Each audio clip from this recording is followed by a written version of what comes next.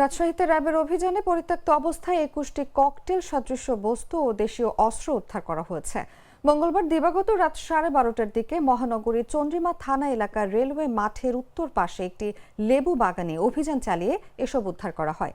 দুপুরে র্যাব ৫-এর উপ অধিনায়ক মেজর আসিফ আল রাজেক স্বাক্ষরিত এক সংবাদ বিজ্ঞপ্তিতে এই তথ্য নিশ্চিত করা হয়। বিজ্ঞপ্তিতে জানানো হয়, গোপন সংবাদের ভিত্তিতে র্যাব ৫-এর একটি অভিযান পরিচালনা হয়। এ সময় সেখান থেকে পরিত্যক্ত অবস্থায় ২টি প্লাস্টিকের বস্তা উদ্ধার করা হয়। পরবর্তীতে বস্তাগুলোতে বিস্ফোরক দ্রব্য থাকার সন্দেহ হলে র্যাব ৫-এর বোম ডিসপোজাল ইউনিটকে খবর দেওয়া হয়। ঘটনাস্থলে এসে ইউনিটের সদস্যরা বস্তা দুটির ভেতর থেকে মোট ২১টি ককটেল সদৃশ্য বস্তু শনাক্ত করেন। এছাড়াও একটি সাদা প্লাস্টিকের বস্তার ভেতর থেকে একটি হাসুয়া, একটি বড় ছোরা, একটি ছোট ছোরা এবং একটি চাকু উদ্ধার করা হয়। র্যাব জানায়, প্রাথমিকভাবে ধারণা করা হচ্ছে আসন্ন ঈদ উল ফিতরকে কেন্দ্র করে নাশকতার উদ্দেশ্যে সন্ত্রাসীরা এসব ককটেল ও অস্ত্র সেখানে মজুত করেছিল।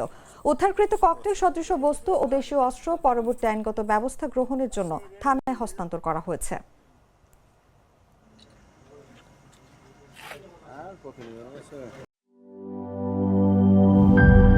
গ্লিটারের টুইন লেমন ও অ্যান্টিব্যাকটেরিয়াল ফর্মুলা বাসনকে চকচকে জীবাণুমুক্ত করে আমাদের দেয় গ্লিটার গ্যারান্টি।